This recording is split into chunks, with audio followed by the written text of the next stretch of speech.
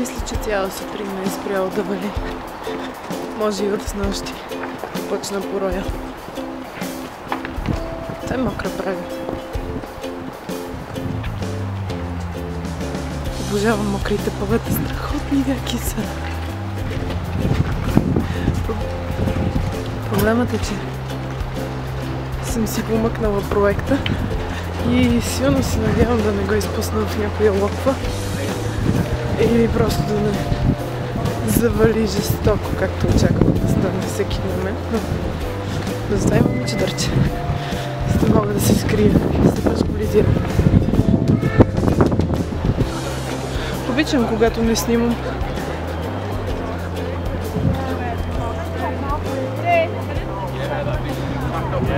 Часът е 2:15 и отивам на лекция, която в началото на семестър мислех, че започва в 12:30.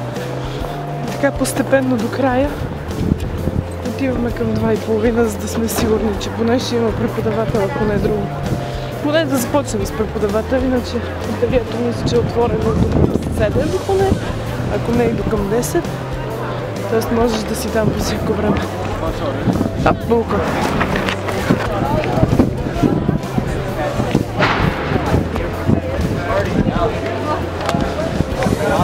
And he's supposed to, that's infidelity. Абе да.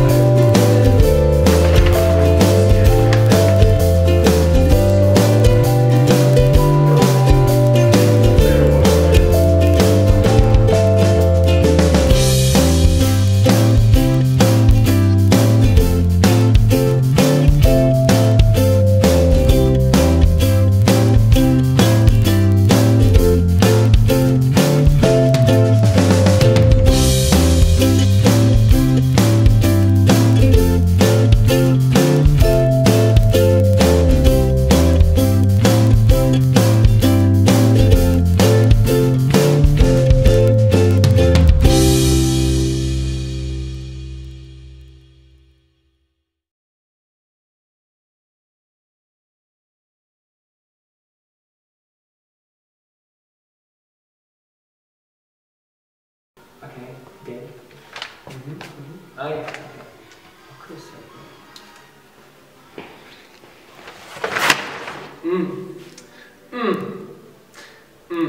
Opsy.